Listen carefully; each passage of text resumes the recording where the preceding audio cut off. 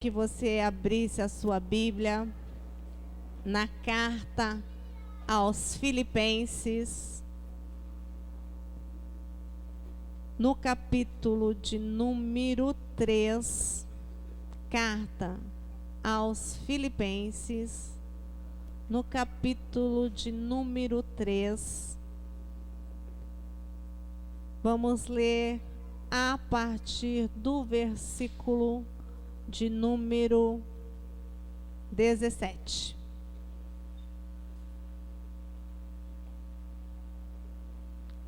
Filipenses,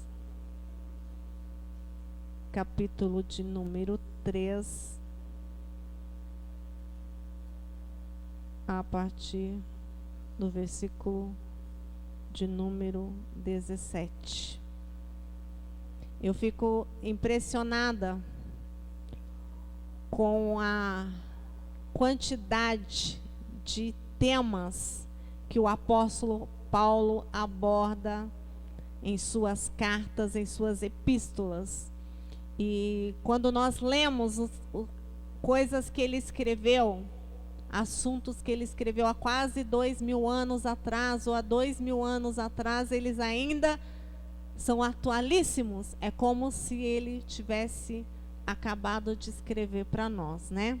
E isso nós vamos observar também nessa carta que ele escreve aos filipenses. Os filipenses são os moradores, os residentes de uma cidade chamada Filipos.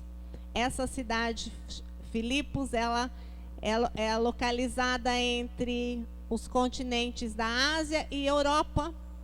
Ela foi fundada pelo rei Filipe II, aproximadamente no ano 358, 360 antes de Cristo. Ela recebeu esse nome de Filipos por conta do rei Filipe, né? Por causa do nome dele, ele praticamente deu o nome dele a essa cidade. O rei Filipe II, ele era filho de Alexandre o Grande, esse que a gente conhece de várias histórias. Diz, né, que esta foi a primeira cidade cristã da Europa, onde Paulo fundou ali a igreja de Filipos. Amém? Leamos, diz assim: Irmãos, capítulo 3 de Filipenses, verso 17. Irmãos, sede imitadores meus e observai os que andam segundo o modelo que tendes em nós. Pois muitos andam entre nós, dos quais repetidas vezes eu vos dizia, e agora vos digo até chorando, que são inimigos da cruz de Cristo. O destino deles é a perdição. O Deus deles é o ventre. E a glória deles está na sua infâmia, visto que só se preocupam com as coisas terrenas. Pois a nossa pátria está nos céus, de onde também aguardamos o Salvador, o Senhor Jesus Cristo, o qual transformará o nosso corpo de humilhação para ser igual ao corpo da sua glória, segundo a eficácia do poder que ele tem de até subordinar a si todas as coisas. Então nós vemos que aqui Paulo, ele está trazendo um assunto à tona, e ele não deixa de mencionar a cruz.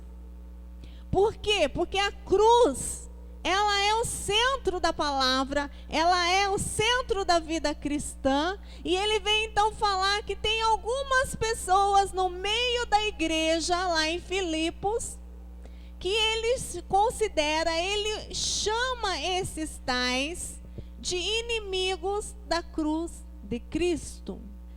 E ele fala por que essas pessoas, eles são considerados, são chamados de inimigos da cruz de Cristo. Lá no livro de Romanos, ele fala também que as pessoas que são amigas do mundo, elas são inimigas de Deus. As pessoas que querem a amizade do mundo, elas se tornam inimigas de Deus. Não tem como. Não tem como estar com um pé lá e um pé cá. A Bíblia diz que nós não podemos agradar a dois senhores. Ou nós agradamos a um, ou agradamos ao outro. E aí ele vem e fala, no verso 18: pois muitos andam entre nós, dos quais repetidas vezes eu vos dizia, e agora vos digo, até chorando, que são inimigos da cruz de Cristo. Lembrando que o apóstolo Paulo, ele está preso quando ele está escrevendo essa carta aos Filipenses. Inclusive, um irmão que ele cita em algum livro, Epafrodito, é que leva essa carta aos irmãos. Ele está preso. E ele fala que ele já havia comentado, ele já havia falado sobre esse tema anteriormente, sobre as pessoas dentro da igreja, que não são os lá de fora. Porque às vezes nós pensamos assim, inimigos da cruz de Cristo, é o pecador. O pecador não é o inimigo da cruz de Cristo. O pecador lá fora, ele é alvo do amor de Cristo. Ele é alvo da misericórdia de Deus. Ele é alvo das nossas orações.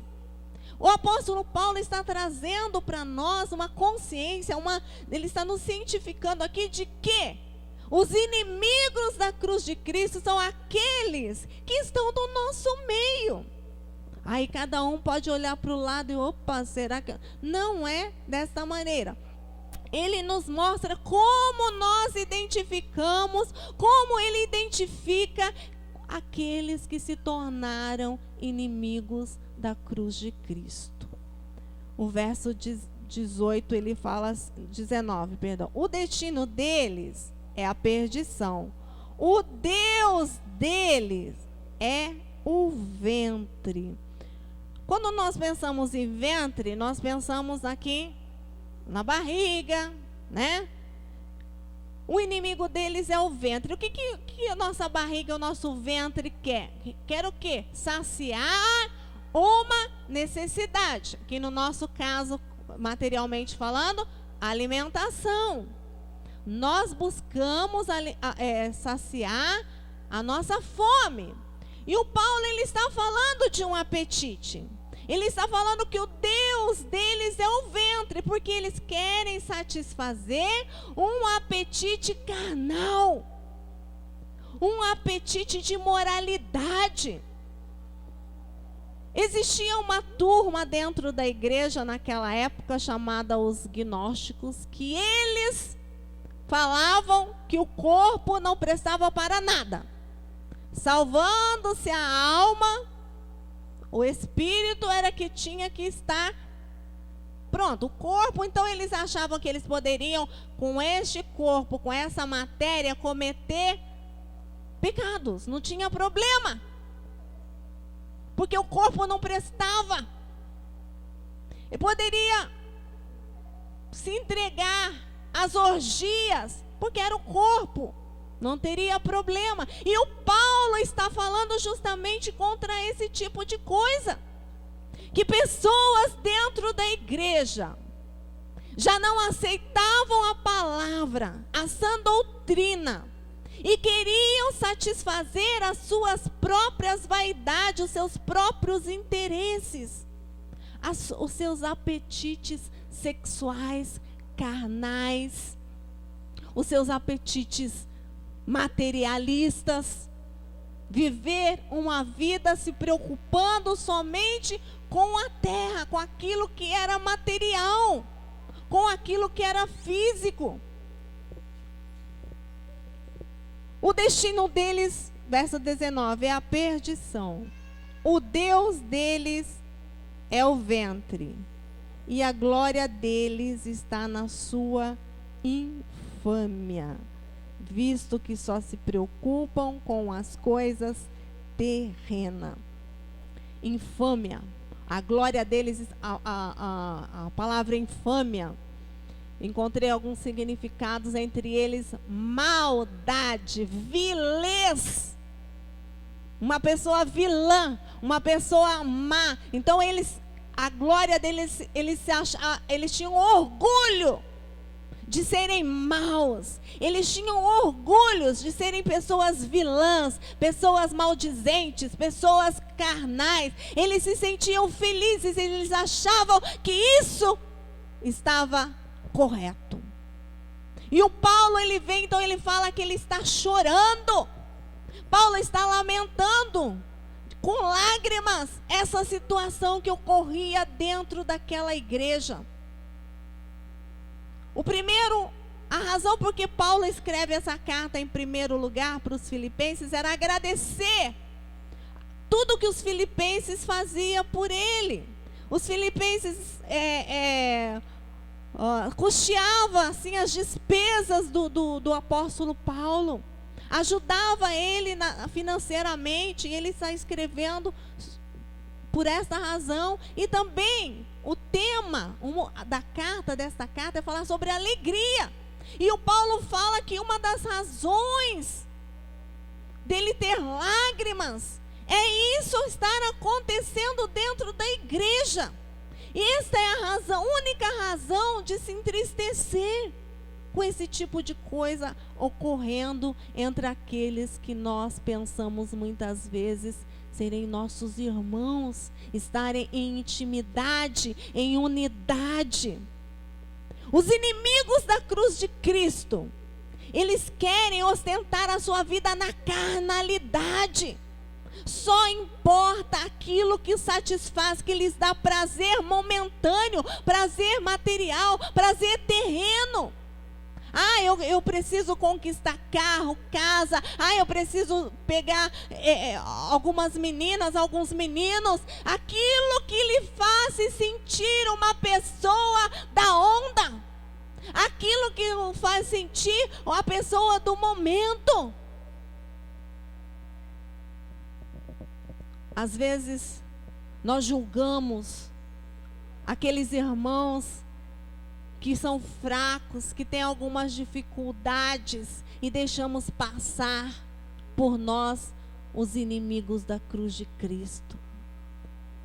Eu não estou falando aqui que nós vamos julgar, começar a olhar para o nosso lado e falar, fulano é amigo da cruz de Cristo. Não, eu estou falando que nós vamos olhar para nós, à luz da carta de Paulo, à luz da palavra de Deus, à luz dessas instruções, e olhar para nós.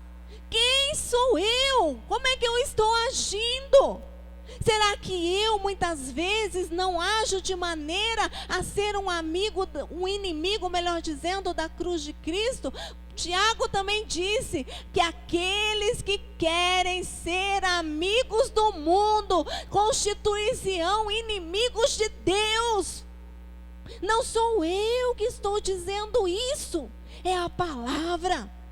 Porque muitas vezes nós começamos a desprezar toda a obra de Deus, começamos a desprezar o nosso trabalho na casa de Deus, começamos a negligenciar aquilo que antes nós fazíamos prazerosamente, e agora nós começamos a colocar em segundo, terceiro plano, porque nós temos objetivos materiais, porque nós temos objetivos terrenos.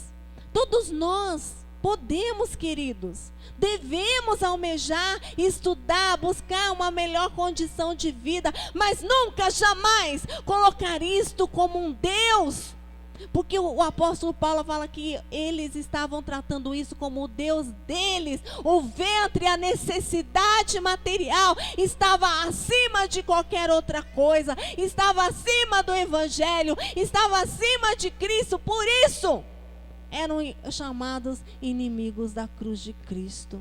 Nós vemos muitas vezes as pessoas usando a palavra, distorcendo, como era o caso deles.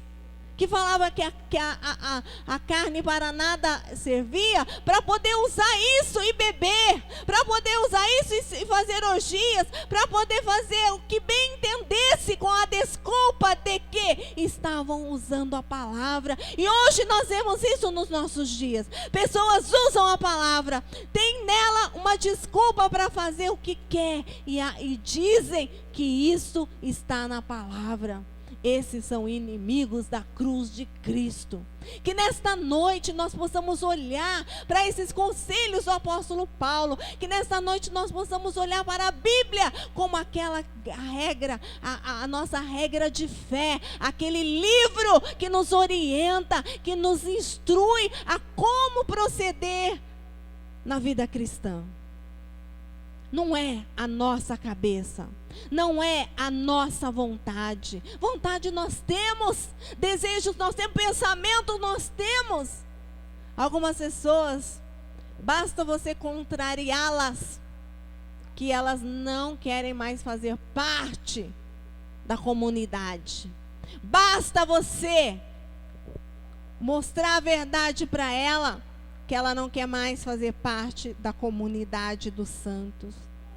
Basta você mostrar para ela que ela está errada, que o evangelho não serve mais. São inimigos da cruz de Cristo.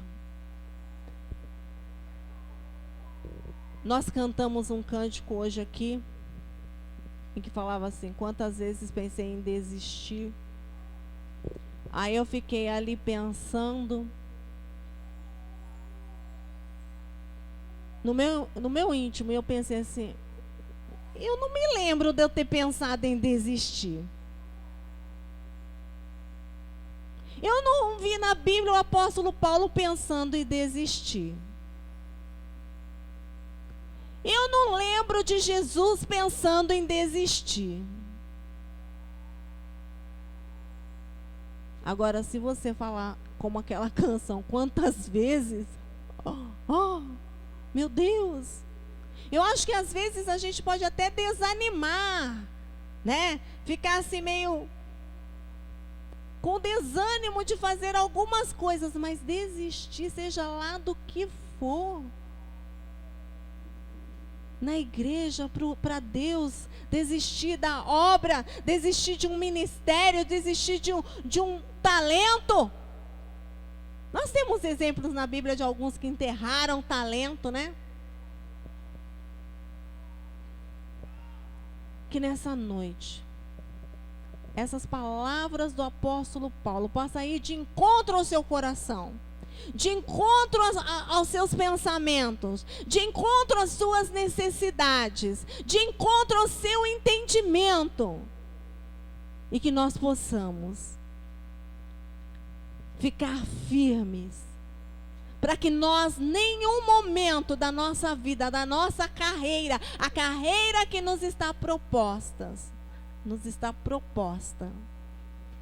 possamos nos tornar em algum momento inimigos da cruz de Cristo.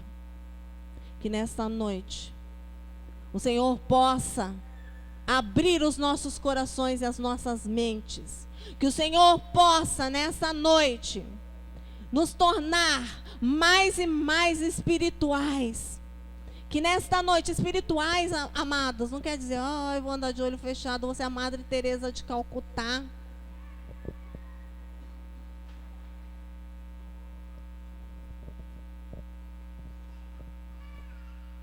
Não é isso. Espiritual é aquele que anda no Espírito, porque a palavra de Deus diz assim: andareis no Espírito e não cumprireis a concupiscência da carne. Só cai numa armadilha dessa aqueles que deixam de andar no Espírito. Quando nós andamos no Espírito e nos aproximamos mais e mais de Deus através da oração, através da palavra, através da comunhão, através da adoração, não tem como você pensar em desistir. Não tem como. A primeira fase que acontece quando alguém vai deixar a fé, ela começa a se afastar da comunhão. Ela já não vem tantas vezes na igreja, ela já não participa mais dos eventos, ela já não tem mais prazer em estar com os irmãos. Daí começa depois, ela já não tem mais prazer na palavra. Eu não concordo muito com isso. Eu não entendo desta maneira. E assim começam a se distanciar, a se afastar da essência que é a palavra de Deus. Que nós possamos despertar, igreja, nesse final de ano, nesse começo de ano, que nós possamos despertar, que nós possamos reavivar. Paulo disse uma vez a Timóteo: reavives o dom que há em ti. Que nós possamos reavivar nesta noite. O apóstolo Paulo, um homem profundamente entendido, doutor da lei, um homem que tinha profundo conhecimento das Escrituras, que abordava qualquer assunto com profundidade. Ele trouxe isso para você nessa noite. Ele trouxe isso para nós nesta noite, para que nós saibamos quem são e como é que nos tornamos inimigos da cruz de Cristo. Que você nesta noite, que eu nesta noite, possa me lançar aos pés de Jesus, que eu possa me derramar na presença do Senhor e pedir para Ele me mostrar: Senhor, quem sou eu? Senhor, será que eu em algum momento me fiz inimigo da cruz, Senhor? Será que em algum momento, Senhor, eu pensei em amar mais o mundo? O apóstolo Paulo disse também para o Timóteo, uma vez: olha, muitos me abandonaram. Até Demas, um dos discípulos dele, me abandonou. Por quê? Porque amou mais este século do que o evangelho. As pessoas só abandonam Deus quando o amor do mundo, o amor pelo mundo, se torna maior do que o amor a Deus e a sua palavra. E quando isso acontece, fatalmente, nos tornaremos inimigos da cruz de Cristo. Amém? Você pode fechar os seus olhos, você pode abaixar a sua cabeça. E eu gostaria que você se perguntasse nesta noite: quem é você? Joio ou trigo? Quem é você? Eu gostaria que